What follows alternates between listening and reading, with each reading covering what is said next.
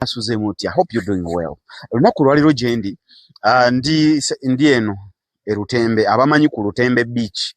Kakati luli twabalaga ennyumba zaffe. Twabalaga ennyumba zaffe eza sente nsajja embede. Abamanyi nti sente embede, abamanyi nti sente nsajja milioni 9,500 emitwalo 6.5 ejja ddo. Naye zimu baziguze. Kakati comment section inesoka nekwatamu awo mulio negamba naye Morrissey nyumba zoletanga za kasente kanji fefe tugenda kola tutya ye mama ye chichi kakati nengamba nedda mukama wange owa Brand Pro Properties nangamba nemugamba nti soko nfunye ko kupoloti nga ne bachali baffe bano basobola okubeera nga basobola okuzijamu nagamba nedda ninayo poloti Rutembe. Abamanyi Rutembe beach eri side wali bokwate kubo lino lyolaba nogenda eri side wali kumpi tuli Ntebe ku Ntebe road. Kakati wano Rutembe wano wenyimiridde wenyini waliwo poloti 5 ku 10 5 ku 10 ya sente meka ya milioni 9 zine zikona kukubo ngekona kukubo nga gogenda kubanga oyina ekkubo then ziri wansi za milioni 7. Kakati ate esente ezo zendi mu kugamba enamba yo girabe eryawo gwe jukubeko genda ku WhatsApp oberengo oyogera ne boss yennyini you never know milioni 9 ayinza kugamba kale bobo ina zino later kale milioni 7 kale bobo ina zino later nekati before doing anything katumalo kulambulako ku plot zino tulabe ziri mu kifo ki zenkana ki ziri ruddawa ani katumalo zirambulako then bwe tuvaayo tumitinga mu comment section saagala bidibye malete bemiranga nenga ba house managers mbatumideko nnyo kasente no mulivulu nyi mwenna abantu ba US diaspora mbatumideko nnyo. I love you so much katumalo kulambulako then bwe tuvaayo tudde katusinkane mu comment section. I love you kakati wano wonna waliwo poloti ziri 10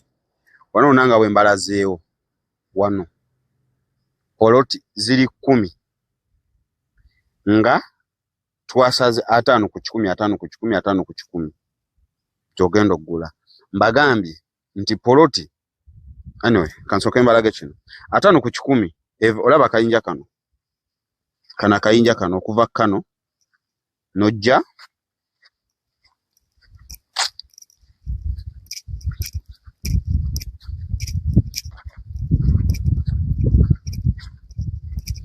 paka kayinja kano wanekola 5 okuva kayinja kali mukalengera kali paka kana kayinja kano ekola 5 then no kwambuka boti ngira bolaba boti kyambuka boti paka ku kkubo kye 10 kati kiregeza eno okuva wali okujja wano boti n'okudda wali n'okwambuka eya 5 ku 10 yeye milioni 9. Then nene ndala kuva wano boti nodda wali akayingira kakaliera nawo wano waliwo poloti 2 wano waliwo 3 ene mukuva wali paka wano emu nendala wali 2 ne wali 3 zino okusaliza wano okusaliza kayinja kano okudda wali ku kkubo za milioni 9 5 ku 10 then okuva kano okukirira eri ze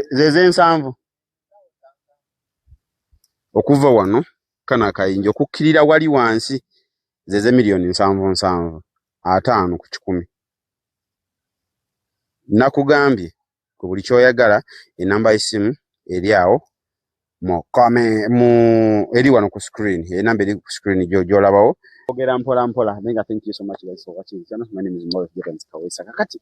ndino omukulu director Brand Pro Properties mukama wange ettaka mazoddi balambuza ndibalaze mbabulidde weriri kakati ebibuuzo ebisigadde bigenda gyoli Meta bimbuuze kati ekibuuzo ekisooka ettaka lino liri luddawa liri Rutembe tuli Rutembe wano Rutembe atamanyi Rutembe okyamira Namulanda asobe bwe bajja ekikuba ekigenda era Rutembe beach tewali abatagimanyi abakyakaze bagimanyi nnyo era bw'ateekako Rutembe ku Google emuleeta before beach kakati ekyokubiri ettaka lino kuba ndabyo tugambe litemamu 5 ku 10 5 ku 10 5 ku 10 no tugambe eri okukubo milioni 9 eri wansi era si wansi no kali bali ya flat yes milioni 7 kati chapa obandagana no Mailoland nze situndwa kibanja byange bya chapa kati nsaba abantu bano banyonyolemuko Mailoland eyawukana etya ne chapa ne lease yes yakati ettaka lya lease lease egabibwa gavumenti nga omuntu atali wawana oba tukyogere tukigamba nga si nzaalwa yawano atalina national ID nyonyola bali atalina national ID bamuwa lease ekyapa ne wekibanga kya mailo naye bamuwa lease kisinziira ky'oyagala basobola okuwa 49 oba 99 myaka yes lease naye nga lease eyo bagisiba ku Mailoland nga toli waawano era nga mu nsi endala then Mailoland lyo liba lya bwannannyini era kati gwe bw'obozze n'ogula wano Mailoland paka n'abazzukulu b'abazzukulu nga waabwe kati waliwo ekyapa ekirala kya freehold kati ettaka lya freehold liba lyava mu mikono gya gavumenti ne baliwo abantu balikozese ekitegeeza naye teribeerako kkomo gavumenti yaliwo abantu balikozese ebyapa babiyita freehold segundi eyo yava ndowooza mu mafuzi gano ag'abatwale mu mafuzi g'obutwale aba micokooti abo ne basinga ne balizzayo mu gavumenti kati gavumenti bwe balabanga ekitundu yagala kikulaakulane ebitemaatemamu n'eriguza abantu n'eriwa abantu n'entambula tuli ku Morris Giranzi Kaweesa tuli ku Morris Giranzi Media ndina omukulu Brand Properties kakati bwe nzija n'engula ogambye milioni 9 wano wali 7 ekibuuzo kino nkikubuuza nnyo omanyi ffe tuli bana Uganda tulina kye tuyita bargaining power nti nze ngenda ku Morris Fashions ne mbagamba engato ya mitwalo 3 olina gamba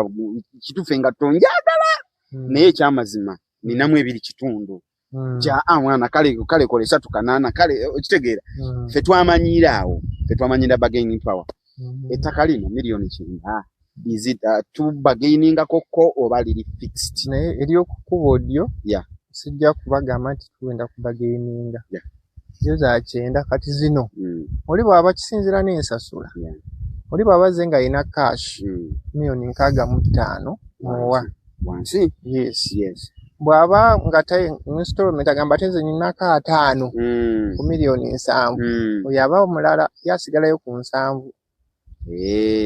oyo wa installment asigalayo ku 7 naye owa cash nejja nekagamu 5 yange ompa ate ku 65 muwerako ensawo za sementi 10 leka naawe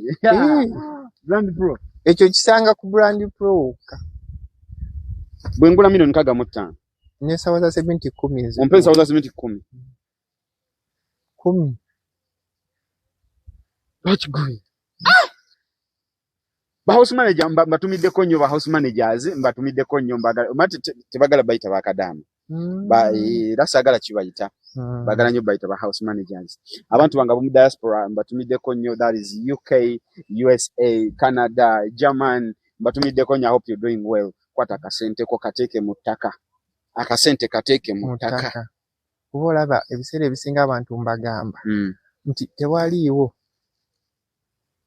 tugamba biyinza okuba biri ebintu bisatu ebikyasinze real estate temanyi tekinologiya ndowooza n'amafuta naye real estate tewaliiwo nsi ekulaakulana nga temuli real estate companies kati real estate companies ezo era zigula ettaka ne zidevelopinga kati bw'oba ng'oguze ettaka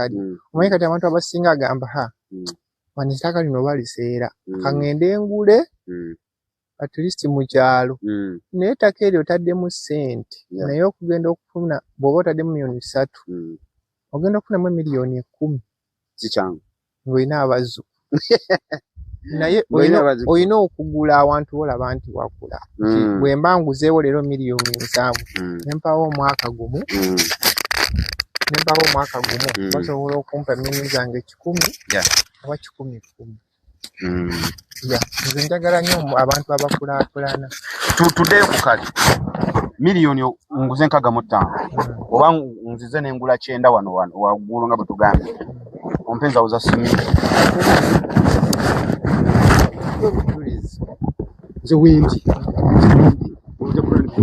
kyasuubiza ekyatuukiza naye nga mwebale nnyo okutuwagira mwebale nnyo gwe wena ayagala ennyumba ewedde ayagala ennyumba eziwedde okuzimba ennyumba tutuzina tulina ze tugenda okulambulako naye ate tulina era nene ze twabalagako waggulu genda ng'oscrollinga wansi videos ennyumba ogenda ziraba zirimu upright waliwo eriye bwe bajja ate n'endala tugenda kuzibalaga. Morris Jordan Kawesa straight at Almatic Entertainment. Omukulu omuwulidde gula ettaka akuwe entandikwa ye nyini akuweerawo entandikwa ate si wano wokka ndowooza si wano wokka wonna woba oguze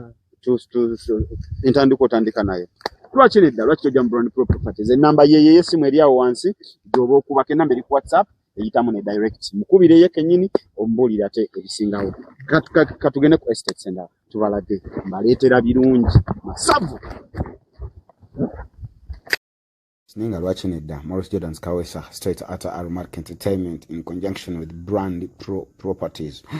Tutunda amataka jangu tukuwe ettaka eriri genuine. Jatukuwe ettaka eriri genuine. Ate wano omukulu akugambye nti nakuweerako n'ensawo 10 ez'entandikwa. Ate tulina we tugenda obbalaga nga wo bw'ogulawo n'osasula cash tukuwa ensawo 2 eza cement ng'entandikwa ne tukuwa ne tipa y'omusenyu. Okalegedde tukuwa magulu 10 ey'omusenyu ne tukuwa n'ensawo 20 ng'entandikwa. Ettaka lino ndowooza olaba kati liri ekkubo waliwo olaba emmotoka eri olaba emmotoka yaffe parkinze awo kkubo ligenda ku Lutembe Beach. Amanyi Lutembe Beach ekwata nnyo biseera bya Christmas biseera bya Boxing Day simanya nakunkulu simanya Yidi simanya biki ekwata Lutembe Beach. Tuli wano Ntebe wenyini so osobola okujja nobeera nga wefunira plot tukwata sente zitereka ne bwoba togenda kuzimbirawo tokwata sente zitereka sente zireete ozigulemu wano ettaka libeerewo after some time katulaba wano tukutundawo wano mukulu atundawo miliyoni 9.7 naye okwetoloola emyaka 2 muganda wange wagula miliyoni 9 oba 7 oba otundawo sente zitegerekeka. Tubalinze mu Brand Pro Properties mbatumiddeko nnyo mwena wantu walungi nnyo wa neighborhood ogiraba ezimba. I love you. Good night.